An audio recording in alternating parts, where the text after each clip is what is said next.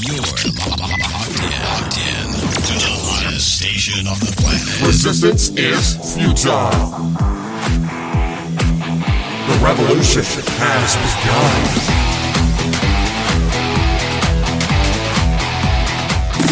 You're listening to Rebelpreneur Radio, helping you break the rules and build the business you need for the life you want. And now, broadcasting his pirate signal from somewhere beyond the status quo, here's your host, best-selling author, marketing and media strategist, Ralph Brogden. Hello and welcome to Rebelpreneur Radio. It's the show that helps you build the business you need so you can live the life you want. I'm Ralph Brogden. The topics of mentoring, leadership, coaching, and communication. These are in the forefront of thought leadership today. Everywhere you look, people are crying out for leadership. As my mentor, Jay Abraham, has said, people are silently begging to be led. And for all of that, there is a real dearth, a real lack of genuine, authentic servant leadership in the world today. But we need mentors, we need leaders, we need coaches to hold us accountable and help us to create the results that we want to create. And it all comes down to how we interact and how we relate to one another. Communication is a big part of that. That's why I'm in the communication business. Well, today's expert is really adept at tying these aspects of life and business together: mentoring, leadership, coaching, and communication. I'm really pleased to have Dondi Scumaci with us today. She is an international performance consultant and author. She's an expert in leadership, coaching, and professional development. Her seminars and keynotes have made positive, lasting impact on corporations around the world. She is a mentoring thought leader, and she guides hundreds of mentoring partnerships annually. Her coaching and facilitating expertise allows her to lead international masterminding problem-solving groups. Boy, we need more of that. Dondi Scumaci, welcome to Rebelpreneur Radio. Thank you so much for having me. This is an exciting day for me to be talking about these topics because I'm really passionate about them, and I believe that you're right. We need more of all of it. It seems like everyone is calling themselves leaders these days, but there's a big difference between calling yourself something and actually doing it. You are on the cutting edge of thought leadership and mentoring, actually solving real problems with your international masterminding and problem-solving groups. I think that's fantastic. I want to know more about what got you interested in this and what is your background? So my background is in banking. I started out at the very beginning of banking, literally on the teller line, and I had great mentors. Maybe that's my first taste of mentoring as a result of the great mentoring that I had. I moved very quickly up in that organization, became an executive junior partner for that organization, and I was in charge of the service experience. I was in charge of the sales force, and developed a love for developing people. Right. So mentoring processes, mentoring strategies, but also mentoring people.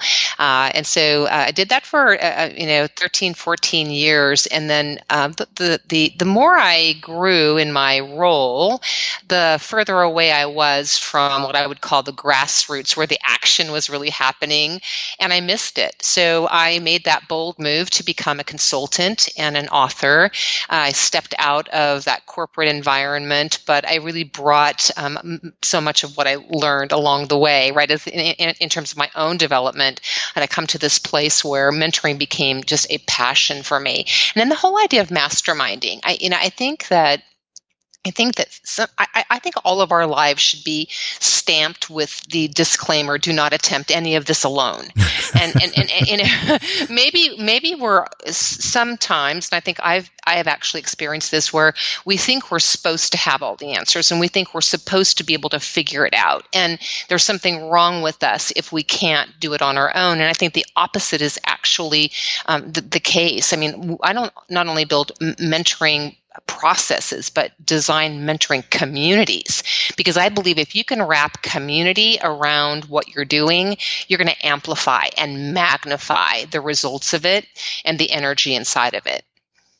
That's a really powerful idea. And I think it's really timely because The whole the whole idea of a rebelpreneur, for a lot of people, it means pioneering. You're out there in the wilderness all by yourself, building this business, building this life, self-sustaining, self-supporting, following your gut, following your instinct. And it seems like mentoring and the idea of doing things in a community is not the first thing that comes to mind for a lot of entrepreneurs. They feel like striking out on their own is the best way. But once you get out there, you realize that pioneers, as Dan Kennedy says, they tend to get shot. They get they get the arrows in the back. I love that list, though, that you just, getting out there, striking out, trying new things, being bold, being brave, demonstrating that courage. I think we should do all of those entrepreneurial things, but I think we can do them together. And I think that we can have a shared experience, even though we might be forging a very unique path, right? So some of the people that mentor me, it doesn't mean that I'm on their path. I'm still on my path, but I'm seeing the opportunities in a brand new way. I like that. And there are certain success principles that are universal in the sense that we may be on different paths in different kinds of businesses, in different markets with different audiences, different goals, different ways that we define success, different hierarchies of values. But there are still some success principles that are universal. We can apply them and we can learn from people who have already gone before and learned those lessons. And I don't know who said this, but I kind of adopted this saying that life is too short to make all the mistakes on your own. You need to learn from the mistakes of other people. So that's, I think, the idea behind mentoring. They can see things that we can't see about ourselves. And so I really see the value and more of rebelpreneurs, solopreneurs, not to go it alone, not to be the pioneer mentality, in the sense that we can all get to where we want to go a lot faster and with a lot less stress if we will do it in the context of a community. And that's what you're doing with masterminding, problem-solving groups. Tell us a little bit more about how that works. How do you do that, and who participates in these groups? So these groups can be from 8 to 12 people. They can be a smaller pod, maybe 4 to 6 people. And organizations will ask me to come in and they will throw out a topic. Maybe there's a challenging issue. Maybe there's an emerging strategy. Maybe there's a market that they're trying to break into.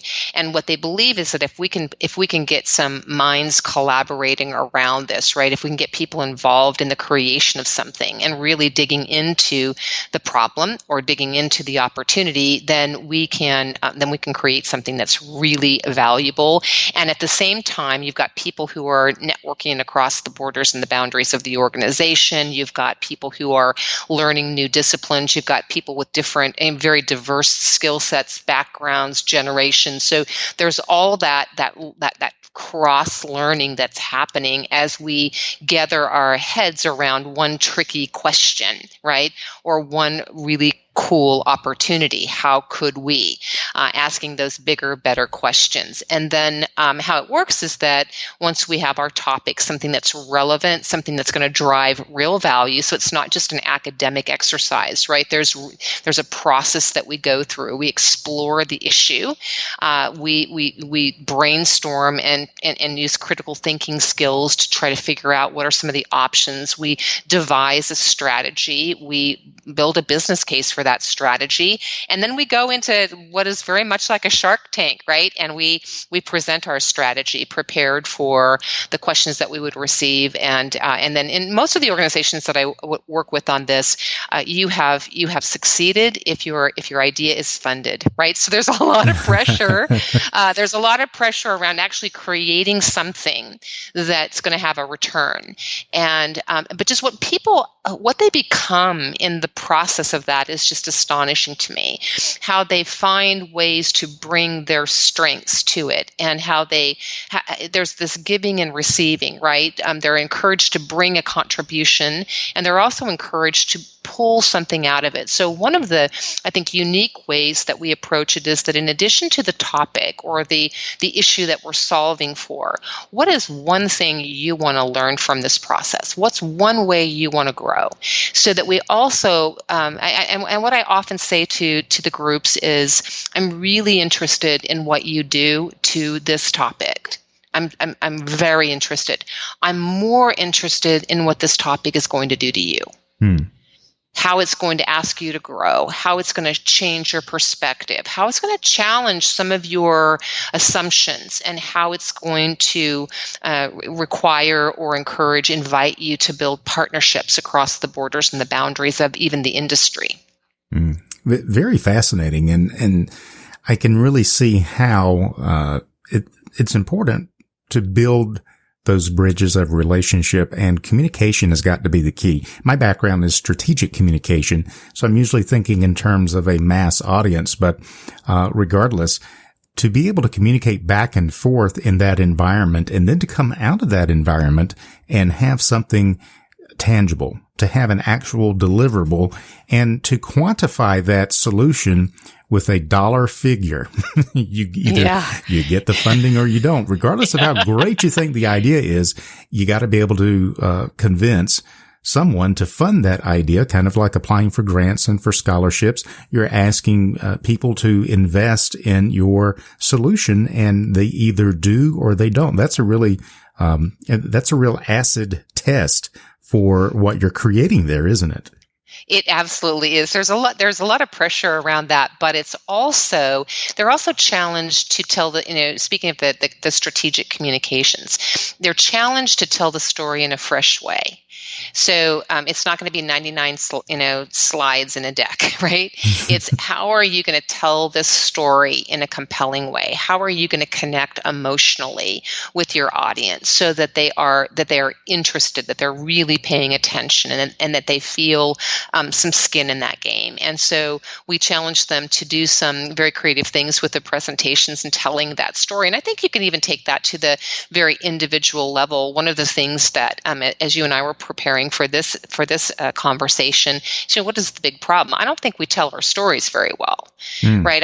We grow up and we're being told, don't brag, don't boast, right? Nobody likes arrogance, and then you get out there into the marketplace, whether you're in your own company or whether you're an entrepreneur in an organization that you're working for, and all of a sudden you're told to market yourself. Well, there's a big disconnect between what I've always been told is okay and now what I'm being asked to do. So one of the biggest problems that I find is that people don't tell their story very well, and they don't give themselves permission to tell their story.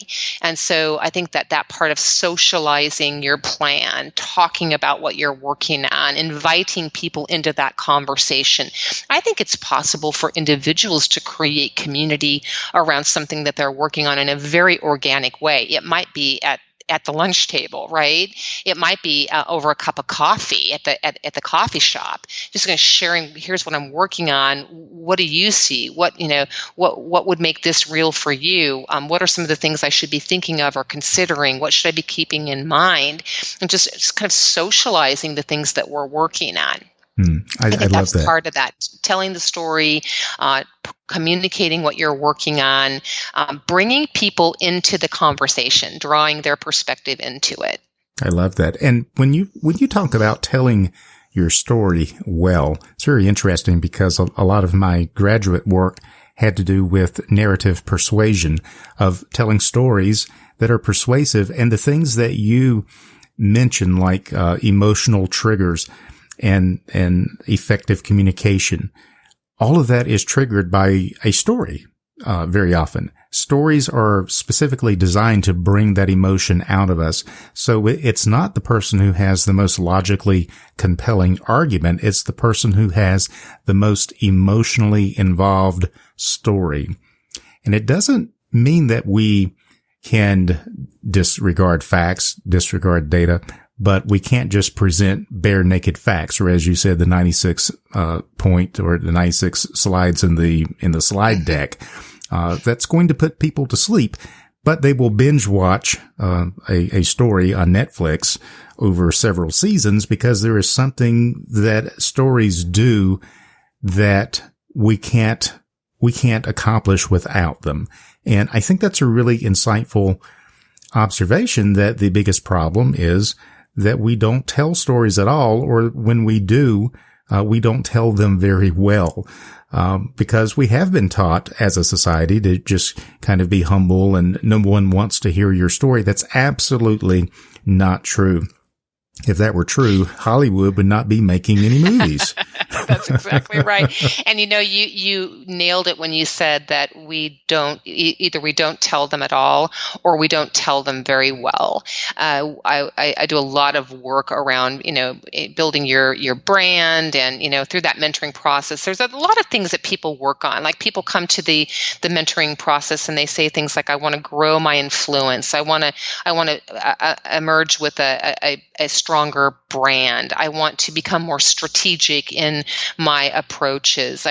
Maybe I want to learn some of the financial disciplines. It might be more of a tactical discipline that they want to learn. But ultimately, all of them have the opportunity then to start socializing that, kind of cueing people to see the changes that are happening. And so we don't have to keep our growth. We don't have to keep our progress or even our process a secret. We can actually talk about it, how we talk about even our weaknesses, if you will. Instead of saying I'm no good at, it's I'm learning how to. I'm working on, I'm building abilities and capabilities around, right? So we can actually cue people to see the growth in us, and we can be a little strategic in the way that we keep people informed that way also.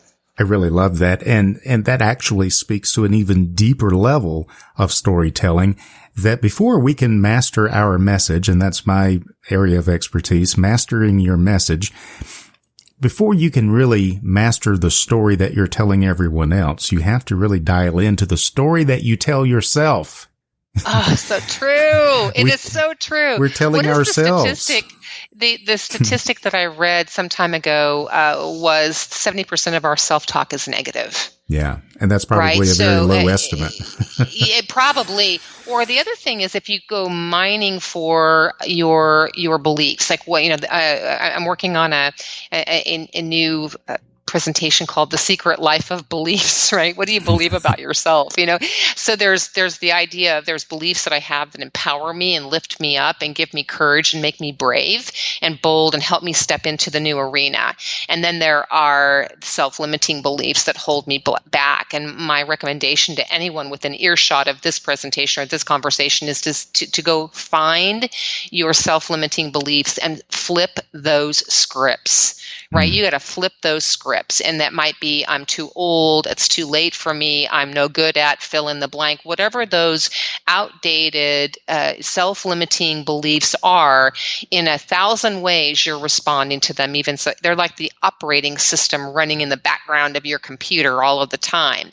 And those beliefs are inspiring behaviors, and those behaviors are creating results, and those results are reinforcing the beliefs, and it just becomes this cycle, right?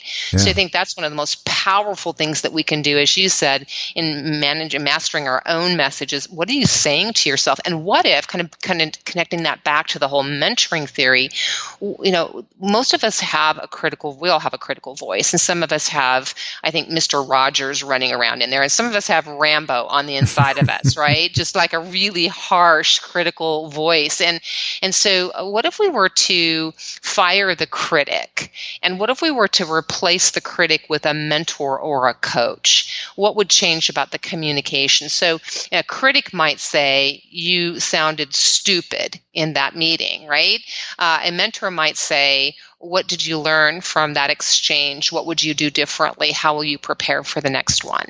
Those are very different messages that kind of take you to very different places. So I'm always encouraging people, fire the critic and hire a mentor to live in your head, and think about the difference in how a mentor and a critic would communicate with you. I love that. And when you mention the juxtaposition between Mr. Rogers and Rambeau, I thought, what a neat name for an attorney at law. Rogers and Rambeau, attorney at law. or what a great That's brand. Good. That's good. Rogers and Rambeau, media consultants or whatever. Just what a great brand that would be to really illustrate what you're talking about, to the difference between the inner critic and the inner mentor. Before we can master our message and tell stories that persuade other people, we have to be convinced that the stories that we are telling are authentic and they are in alignment with the story that we're telling ourselves. And the neat thing is, the way I illustrate it with people is we know this works because it's working for you in the negative sense all the time.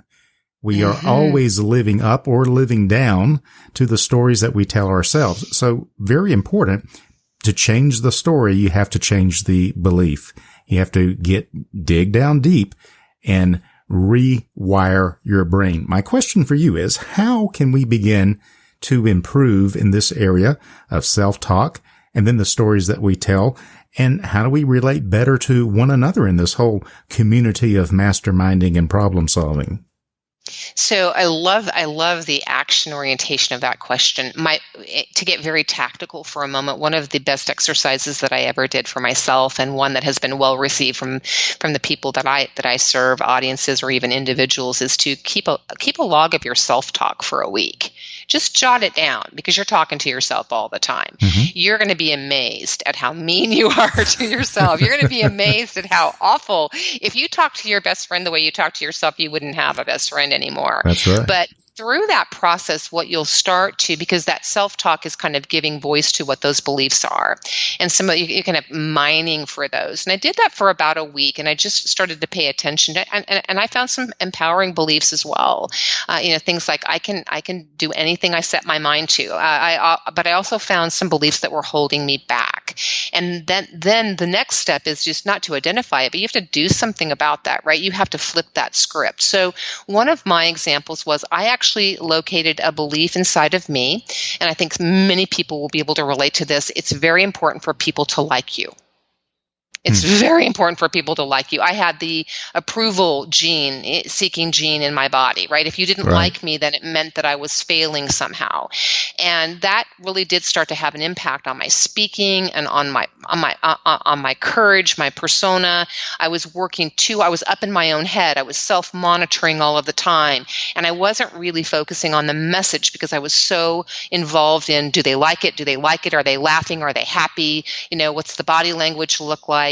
And so I flipped that script over, and and this was over time. You have to trust the process, but I started to, and I crossed out the belief that it's important for people to like you, and my new script was, it's important for you to drive value. It's important to make a difference.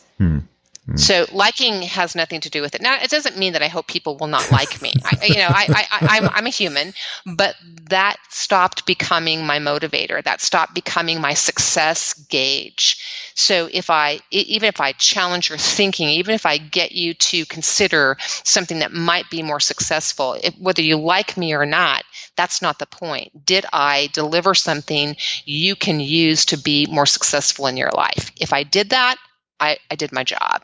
And so I think that's part of that tactical, find out, mine for those self-limiting beliefs, flip those scripts. And then I also think practice telling your story. Just start practicing that. And a story, maybe it's how we define it. A story could be something that you experienced that was an aha moment for you, or something that you're learning that feels very meaningful, or a result or an accomplishment that felt important to you. Find opportunities to tell those stories and draw those stories out of other people too. Just like you're doing here. Tell me about a time when. Tell me about the audience that you serve. Tell me about the work that you're doing. People love that. So I think there's two sides of that story, the story that we want to tell and the story that we can pull out of other people. We can actually be facilitating that storytelling process. And I forget the name of the journalist, but it's his segment on the national news was always, it aired, I think, on Fridays. Everyone has a story. Everyone has a story. So it's just the matter of digging deep, finding out what that is, bringing it out, having the courage to share that story. And as you say, which is very important, practice telling your story. And you'll find that some stories have different effects on people.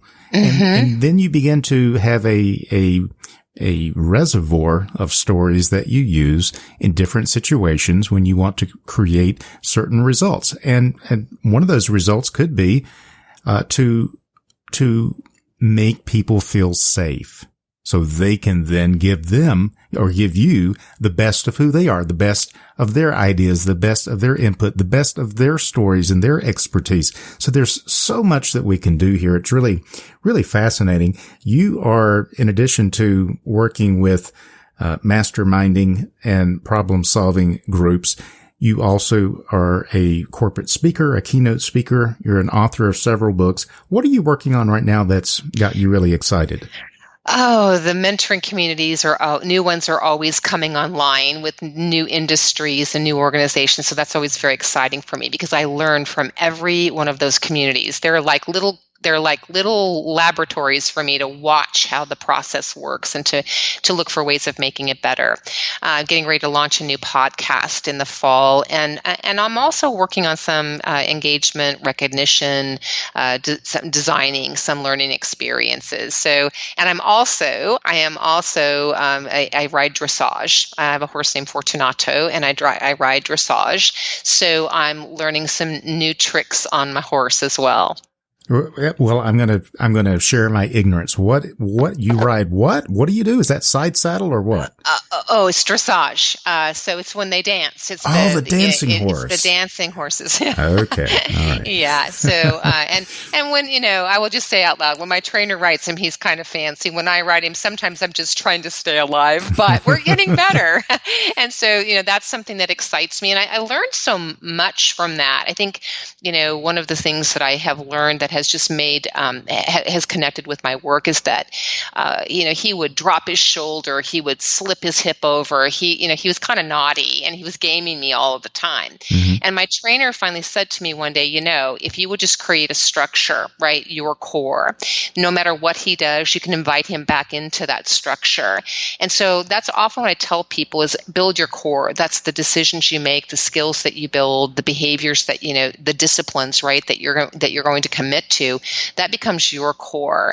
And if you can build that structure, no matter what's happening above you, below you, or around you, you can find your balance. You can stay centered.